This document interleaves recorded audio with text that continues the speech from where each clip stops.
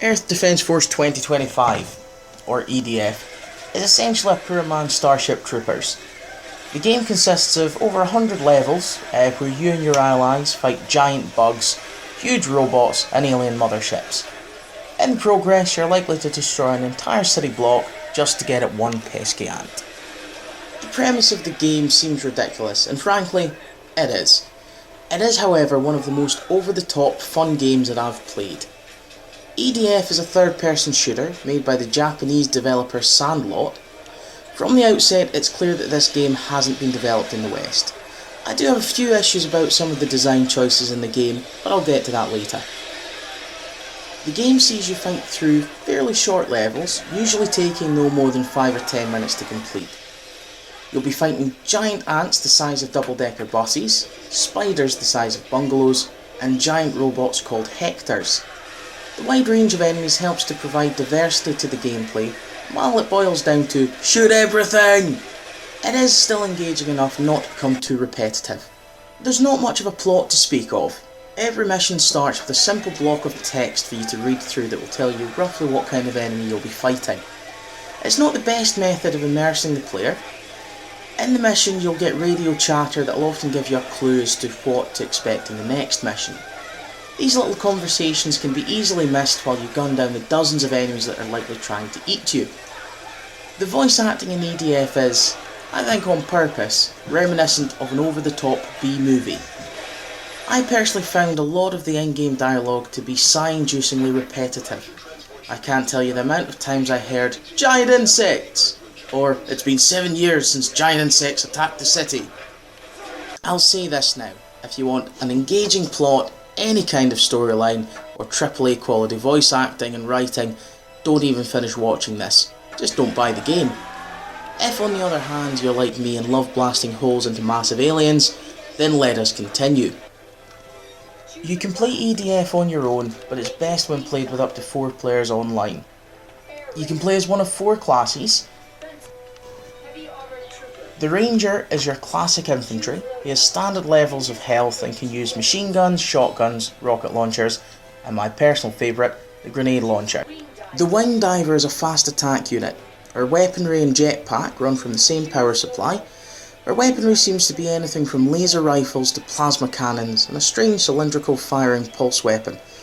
She has very low health and is very hard to use well in combat. A lot of her weapons are fairly short ranged, which means she has to get close to the enemy. On the harder difficulty levels she may only survive 1 or 2 hits before dying. My problem with her is that she's dressed in a boob tube and a mini skirt. Now I know that may sound petty, but I can't help but feel she's more of a masturbator aid than anything else, and for me at least, that's fairly low down on my list of requirements for a giant bug game. The Air Raider is a support character. The weapons he carries are fairly limited, usually just a limpet gun, a cross between a shotgun and a grenade launcher, but he can still offer a staggering amount of fire support. The Air Raider can use laser designators to assist with the Fencer's heavy missiles. He can call in airstrikes and place turrets, as well as being able to call in one of a number of vehicles. My favourite's the mech from Robocop. He can also support other players by placing health stations, power stations for the Wing Diver, and guard posts that either reduce damage taken or buff the damage you deal. The Fencer is the tank of the group. He can carry 4 weapons that include Gatling guns, rocket launchers, mortars, and close combat weapons like a thunder hammer or axe. He has the most health of the classes and arguably the most firepower, with the possible exception of the Air Raider and his tanks. The Fencer is very slow to move, and is only really effective when an experienced player takes the controls.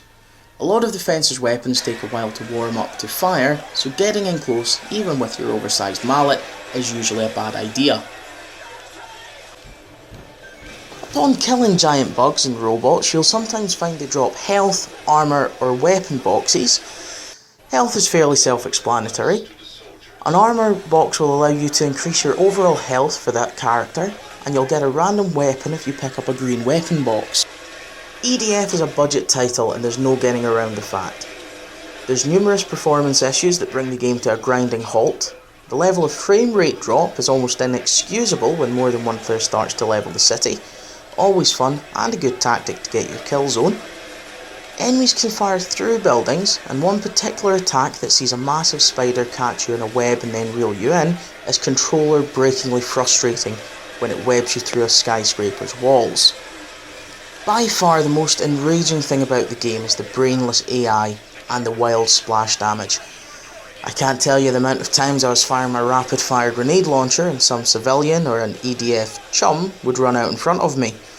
Normally I'm not too bothered about friendly fire, but when these NPCs get in the way, it will often result in a massive explosion that launches you into the air, takes off a fairly large chunk of your health. It's kind of fitting that a game about giant ants would have so many bugs.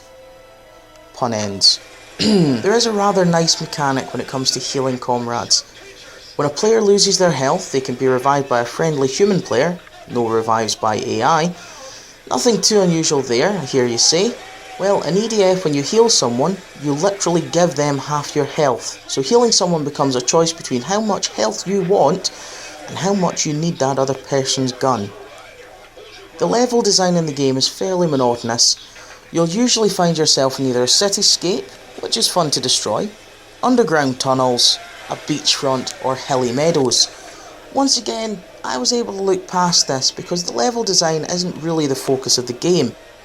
All in all, Earth Defense Force 2025 should have never made it to the stores. The graphics are almost last gen in their appearance, performance issues drag the game to a near stop, and the complete lack of plot and the horrendous friendly AI should mean that this game is awful. But it's not. When played alone, it is repetitive, overly difficult, and somewhat boring. When you take the experience online or plug in a second controller for split screen, the game really comes alive. EDF will never replace Call of Duty or Gears of War, but if you want some over-the-top destruction, giant insects, and more weapons than you can shake a stick at, then EDF is definitely for you.